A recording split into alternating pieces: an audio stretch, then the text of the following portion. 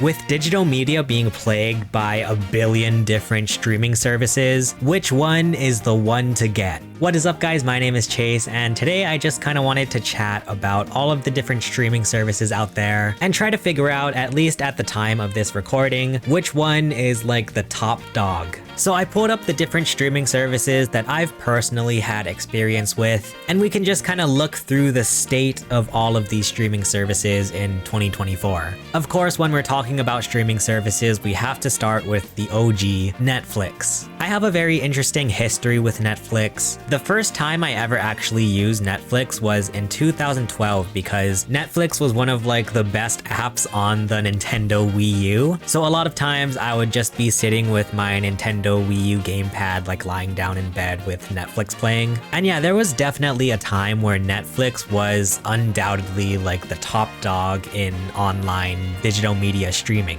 Nowadays, I don't know, I think Netflix still is a pretty good option in terms of what kind of content they offer. I personally feel like Netflix is the one streaming service where their content rotates so god dang often. I'll find a show on Netflix, add it to my list, and then like 1 month later it'll be gone. Like, I feel like Netflix just has like the shortest lifespan of all of the streaming services. I don't know if that's technically true, but it definitely feels that way for me. But as of recent, you can definitely tell, even just by looking at the homepage here, that Netflix has been pushing their originals a lot more, and I think that's very true of all of the different streaming services across the board, but especially Netflix. Like, look how many Netflix originals are even just on the homepage here. And I will say, in terms of Netflix originals, they do have some pretty good ones. Black Mirror, I think, makes Netflix like a must-have for me personally. Sex Education is another really great Netflix original. Obviously, Stranger Things, one of the first like really massive Netflix originals, however, it's wrapping up soon. And I think something important to note with all of these streaming services is that obviously it's gonna depend on your own personal preferences. I do think as of recent, Netflix has been kind of doing a bit better in terms of the content that they offer. There was a point in time where I felt like Netflix didn't really have much like quality things to watch. Recently, Netflix has been actually adding a lot of really like fun stuff that I think will appeal to a lot more people.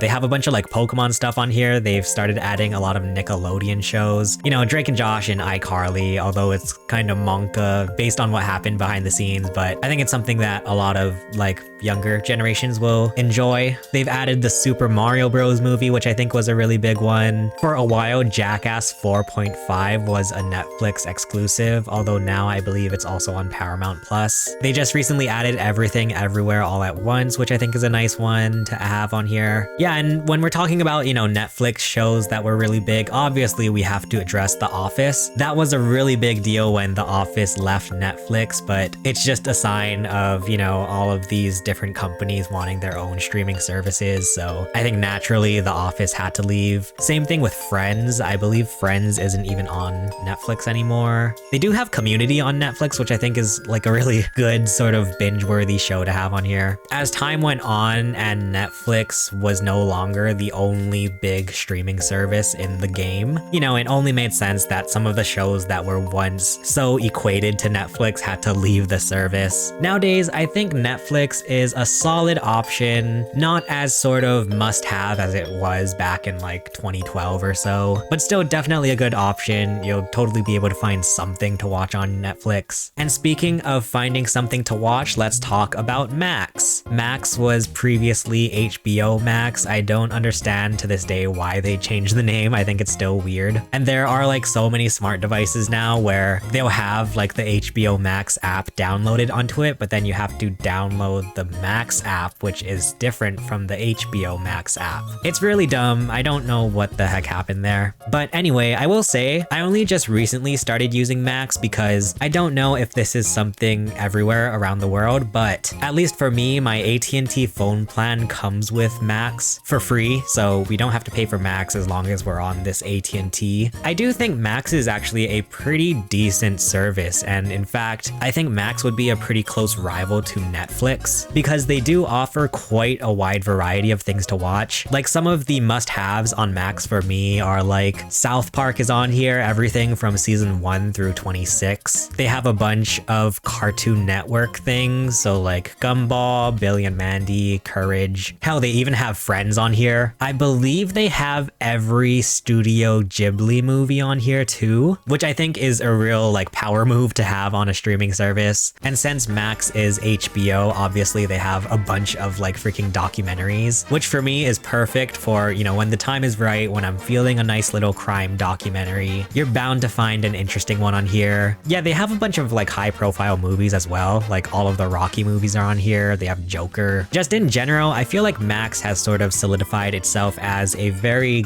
just good quality streaming service, where if you had to choose between Netflix or Max, I feel like regardless of which one you choose, you'll be able to find some good things to watch on either of them. Next up, how about let's talk about Amazon Prime Video. So this is just a weird thing. Prime Video, I feel like has definitely gone downhill. There were randomly some really like great things to watch on Amazon Prime Video every so often. It would just be at like the most random times when I would be like, oh wow, this is on Prime Video. I've always wanted to watch this. But I feel like most of the time it's just kind of like random weird things that you'll find on Prime Video. Things like the SpongeBob movie Sponge Out of Water, which is the second SpongeBob movie that is not nearly as good as the first one. Sing 2 is on here. I don't know, I always just felt like the choices for Prime Video were always really hit or miss. Also, for a while there, you could find movies that either had ads in them, there were also movies that you had to pay to rent or buy, and then there were the movies that were completely ad-free for Prime users. Now, Amazon has completely changed it where all Prime users have to pay an extra fee to get ad-free viewing, which is really annoying. I really don't like that. Yeah, I always just felt like even just the user interface in general on Prime Video, it just felt so weird and so confusing. Like it's really hard to tell which movies are ad-free, which ones have ads, which ones you have to rent or buy. Like you would always have to go into the actual movie to see if it's included with Prime. So I don't know, Prime Video is not my favorite, especially now that they've changed how ad-free viewing goes. But now let's check out some of the streaming services that rely pretty much solely on their exclusive content. Starting with Disney Plus. Yeah, I think it was a weird thing, and to this day I think it's also kind of weird. Just when Disney announced their own streaming service, obviously Disney owns like 70% of the world or something, but it is the thing where I feel like you can always kind of tell when something is produced by Disney. There's a certain feel to a lot of Disney properties, basically. It feels like a really weird thing where it's, you know, it's hard to imagine a streaming service with only Disney on it. But what I will say is that it is surprising, once I did actually start using Disney Plus, it was surprising to see just how much Disney owns. So like if you just look through all of the movies and series that are on Disney Plus, it's a pretty like extensive list. Once again, like it's surprising to me just how much Disney has on here. And there are some things that aren't necessarily Disney associated, like The Simpsons obviously, but for the most part, a lot of it is like the Disney properties that you would expect. So, you know, even on like their home screen here, you have Disney, Pixar, Marvel, Star Wars, and National Geographic. It was a very interesting time when Disney did actually add the 2 Deadpool movies onto Disney Plus, because once again, with Disney Plus being like all Disney things, you know, you obviously associate Disney with kind of like family friendly stuff and, you know, kid friendly stuff. So seeing Deadpool on here, which is a very R-rated movie, I think is still like very surprising. I think it's actually kind of funny to see Deadpool on Disney Plus. They also added Free Guy on here a while ago, which was very fun. This also doesn't really feel like a Disney type of movie, so it's really cool to see this on here. I actually quite enjoyed Free Guy. But yeah, you have like all of the classic, you know, like what you would expect on a Disney streaming service. Zootopia, Little Mermaid, Mickey Mouse Clubhouse. And Disney Plus is another one where it really felt like they were pushing for Disney Plus originals. I believe it has since come out out that Disney is going to try to slow down on originals. I don't know, I might be making that up, but there was a time, you know, I remember around 2020, 2021-ish, where pretty much every Disney movie was like, okay, it's only going to be on Disney Plus. And